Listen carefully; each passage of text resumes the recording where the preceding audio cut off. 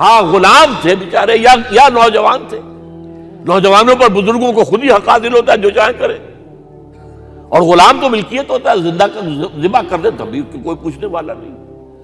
تو جو بیت رہی تھی بلال پر، ابو فقی پر، زنیرہ پر، جو ان پر بیت رہی تھی، جو خباب پر بیت رہی تھی، جس طرح ہلاک کیا گیا ہے حضرت سمیہ کو، حضرت یاسر کو، یہ ساری تکلیفیں انہیں بھی تھی. لیکن کیا اس کا یہ بالواسطہ ایذا محمد کے لیے نہیں تھا صلی اللہ علیہ وسلم؟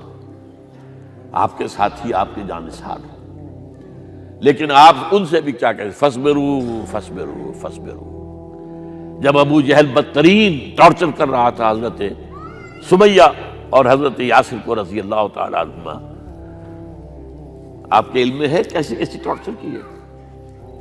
جوان بیٹے کو باندھ دیا ایک ستون کے ساتھ، اس کی نگاہوں کے سامنے برہنہ کیا ہے ماں کو.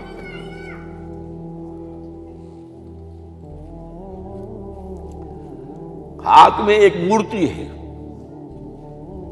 جب تنگ آ گیا، ستا کر تنگ کر کے مار مار کے حضرت سمیہ ٹس سے مس نہیں ہو رہی. کہتا ہے تم ایک دفعہ کہہ دو سمیہ کہ ہاں اس مورتی میں بھی کچھ ہے، میں تمہیں چھوڑ دوں گا. انہوں نے تھوک دیا، برچھا مارا ہے شرمگاہ کے اندر.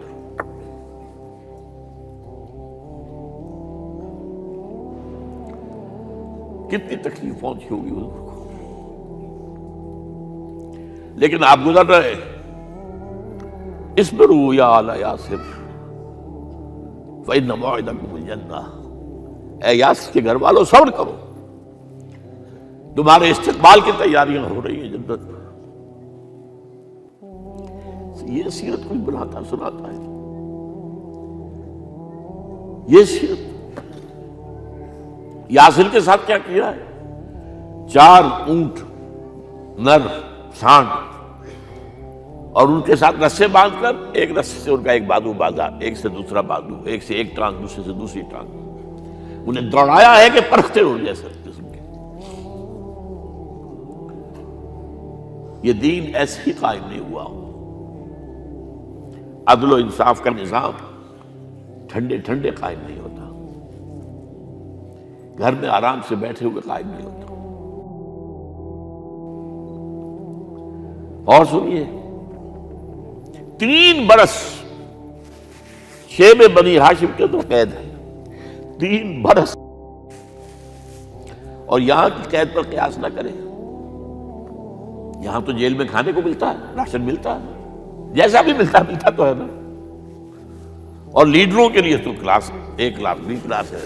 آپ تو ان کا تو لیڈر تو لوگ جب آتے ہیں جیل کاٹ کر معلوم ہوتا ہے کہ شاید کسی صحت افزا مقام سے تشریف لا رہے ہیں. وہاں کیا تھا؟ Total boycott. ایک گھاٹی، ادھر پہاڑ ادھر پہاڑ، دونوں طرف جو ہے پہرے. کوئی کھانے پینے کی چیز اندر نہیں جائے گی. اور پورا خاندان بنی ہاشم، وہ بھی کہ جو ایمان نہیں لائے، وہ قبائلی زندگی تھی نا. بنو ہاشم چونکہ حضور کو پشت پناہی چھوڑنے کو تیار نہیں ہوئے، ابو طالب نے آخری وقت تک بھی ساتھ نہیں چھوڑا. ہاں آخری وقت کے قریب ایک بات ہو گئی تھی. ایک مرتبہ تو ہوا کہ وفد آیا ہے قریش کا کہ اپنے بھتیجے کو روک لو، وہ ہمارے معبودوں کی توہین کرتا ہے. ابو طالب نے بلایا اور آپ سے کہا کہ یہ کچھ اپنے رویے کو بدلے. آپ نے فرمایا چچا جان، اب تو چاہے یہ میرے ایک ہاتھ پر سورج اور دوسرے پر چاند رکھ دے، میں اپنے اس مشن کو چھوڑ نہیں سکتا. یہ ہے استقامت. اور ابو طالب کے عین انتقال کے وقت جو معاملہ ہوا، جب وفد آیا ہے کہ ٹھیک ہے اب ہمارا جو ہے صبر کا پیمانہ لبریز ہو گیا ہے، اب ٹھیک ہے آ جاؤ میدان میں، تم بھی ساتھ چھوڑنے کو تیار نہیں ہو.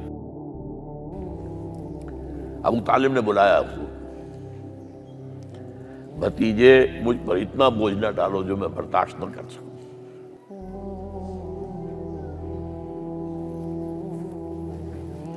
حضور کی آنکھوں میں آنسو آ گئے. چچا جان اب تو یا یہ بات پوری ہوگی یا میں اپنے آپ کو ختم کر دوں، اسی میں ختم ہو جائے.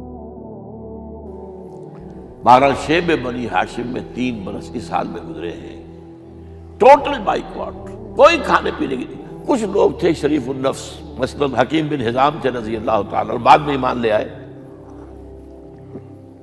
حضرت خدیجہ کے وہ رشتہ دار تھے، وہ پہاڑ پر چڑھ کر ایک طرف سے رات کی تاریکی میں، دونوں دروازے تو بند ہیں، پہاڑ پر چڑھ کر چوٹی سے نیچے اتر کر کوئی چیزیں کھانے پینے کی دے آئے تو دے آئے، بس صلی اللہ علیہ وسلم۔ کوئی اور ایک آدھ ہوگا ایسا۔ یہاں تک نوبت آئی ہے کہ بنی ہاشم کے یہ پھول جیسے بچے معصوم بھوک سے بلبلا رہے ہیں، اور اس کے سوا کچھ نہیں ہے کہ سوکھے چمڑے ابال کر اس کا پانی ان کے حلق میں ٹپکا دیا جائے۔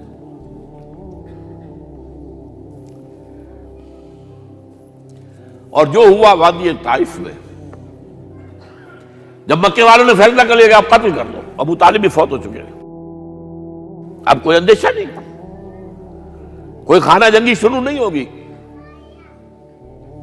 کوئی انٹرا ٹرائبل وار نہیں ہوگی،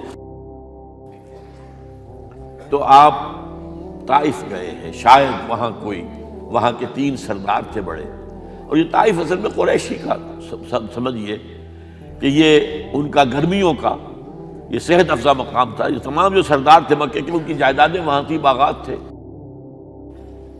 اور وہاں کے بھی 3 سردار تھے، تو شاید ان میں سے کسی کو اللہ توفیق دے دے۔ وہاں گئے ہیں اور صرف ایک ساتھ ہیں، حضرت زید بن حارثہ، حضرت ابو بکر بھی ساتھ نہیں، سائے کی طرح ساتھ رہنے والا بھی ساتھ نہیں تھا۔ وہاں جا کر جو آپ نے تینوں سے بات کی ہے، تینوں نے وہ باتیں کہی ہیں جو کلیجے کو چیر جائیں۔ تمہارے سوا کوئی اللہ کو نہیں ملا تھا رسول بنانے، جاؤ چلے جاؤ۔ ایک کہتا ہے فوراً چلے جاؤ یہاں سے، اس لیے کہ ہو سکتا ہے کہ تم سچے ہو تو کہیں میں تمہاری توہین نہ کر دوں، اور یہ بھی ہو سکتا ہے تم جھوٹے ہو تو جھوٹے کو میں منہ نہیں لگانا چاہتا۔ 3 دن کی یہ سختی، اور اس میں کیا ہو رہا ہے، اسٹریٹ ارچنز جو کہلاتے ہیں ہمارے یہاں، ٹھوکرے گلیوں کے، انہیں اشارہ کر دیا ذرا ان کی خبر لو، اب وہ پتھراؤ کر رہے ہیں۔ جیسے ہمارے ہاں کوئی آ جاتا ہے، کوئی نیم پاگل یا کوئی اور کسی طرح کا مست قسم کا آدمی، اور اس کے اوپر چھوکرے چاروں طرف ہوں اور ستا رہے ہوں، یہ نقشہ تھا، اور طائف کی گلیاں تھیں، اور محبوب رب العالمین تھے۔ ادھر سے پتھر آ رہے ہیں تو زید بن حارثہ رکاوٹ بن گئے ہیں، لیکن پیچھے سے آ رہے ہیں، وہ کیسے روکیں گے؟ پیچھے جاتے ہیں تو ادھر سے آ رہے ہیں۔ جسم لہو لہان ہے، خون رس رس کر زخموں سے جوتیوں میں آ کے جم گیا ہے۔ پھر وہاں سے آپ نکل کر گئے ہیں، ایک باغ میں تھوڑی سی پناہ لی ہے تھوڑی دیر کے لیے، جوتے بڑی مشکل سے اترے ہیں، خون جمع ہوا، اور وہ جو پھر دعا نکلی ہے آپ کے، وہ کلیجے کو چیر جانے والی ہے۔ اللہم الیک اشکو ضعف قوتی وقلت حیلتی وحوانی علی الناس، اے اللہ تیری جناب میں فریاد لے کر آیا ہوں، اپنی قوت کی کمی کا، اپنے وسائل کی کمی کا، اور لوگوں میں جو رسوائی ہو رہی ہے، الی من تکلنی الی بعید یتجہمنی او الی عدو ملکت امری، مجھے کس کے حوالہ کر دیا ہے، مجھے دشمن کے حوالے کر دیا جو چاہے میرے ساتھ کر گزرے۔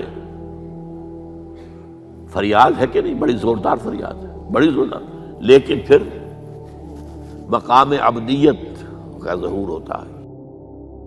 ان لم یکن علی غضبک فلا ابالی،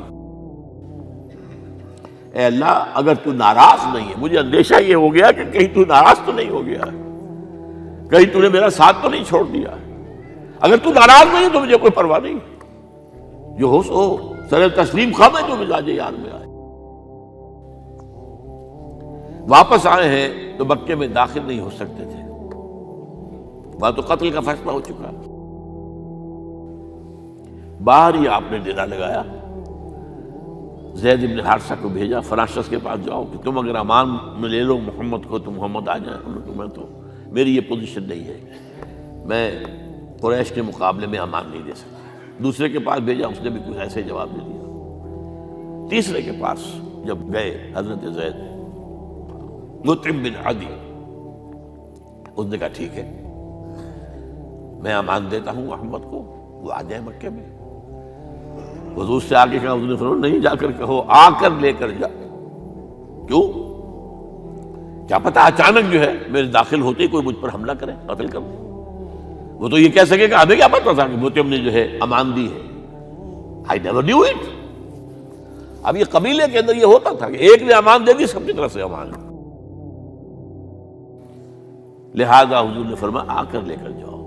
وہ اپنے 6 بیٹوں کو ہتھیار سجا کر لے کر آیا ہے اور پھر لے کر گیا حضور کو، کہتا ہوا گزر رہا ہے راستے میں، لوگوں سن لو محمد میری امان میں ہے صلی اللہ علیہ وسلم۔ اس لیے آپ کو مکے کے اندر پھر 2.5 سال مزید رہنے کا موقع ملا ہے، اور اتنا بڑا احسان آپ نے مانا پھر موتیم بن عدی کا کہ غزوہ بدر میں جب 70 اسیر تھے قریش کے حضور کے پاس، تو آپ نے فرمایا تھا کہ اگر آج موتیم زندہ ہوتا اور وہ سفارش کرتا تو میں ان سب کو چھوڑ دیتا بغیر کسی فدیے کے۔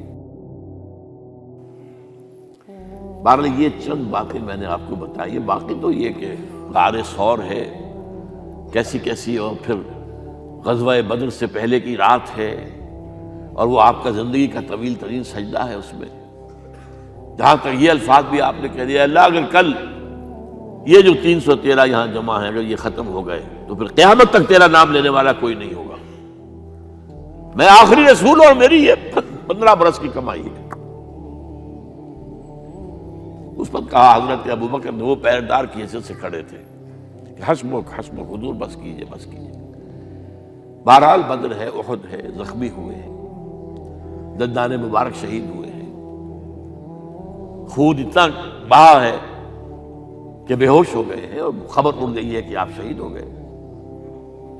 یہ سب کچھ، اور سب سے بڑھ کر حمزہ کی لاش سامنے آئی۔ کیسی لاش؟ ناک کٹی ہوئی ہے، کان کٹے ہوئے ہیں، پیٹ چاک کر کے کلیجہ چبایا ہوا ہے۔ کس طرح برداشت کیا ہوگا آپ نے؟ اپنے اوپر تاری کر کے دیکھیں، یہ حمزہ کون ہے؟ چچا ہے، دودھ شریک بھائی ہے، خالہ داد بھائی ہے، ساتھ کا کھیلا ہوا ہمجولی ہے، اور اس کی لاش ہے۔ جو قلب اطہر پر بیت رہی تھی وہ مدینے میں آ کر ایک بڑا ماحول بدلا ہوا تھا، تب وہ بات سامنے آ گئی۔ جب آپ مدینے واپس تشریف لائے ہیں تو ظاہر بات ہے کہ زیادہ انصار کے لوگ تھے جو شہید ہوئے تھے۔ بدر میں مہاجرین تو میرے خیال ہے 1/4 تھے نمبر کے اندر، 3/4 تو انصاری تھے۔ اسی طریقے سے احد کے اندر معاملہ ہے، تو مختلف گھروں سے عورتوں کے بین کرنے کی آوازیں آ رہی تھی، اس لیے کہ اس وقت تک بین کرنا حرام نہیں قرار دیا گیا تھا، ممنوع نہیں تھا۔ آوازیں سن کر حضور کی زبان مبارک سے نکل گیا، اما حمزہ تو فلا بواکی لہو، ہائے حمزہ کے لیے تو کوئی رونے والی بھی نہیں ہے۔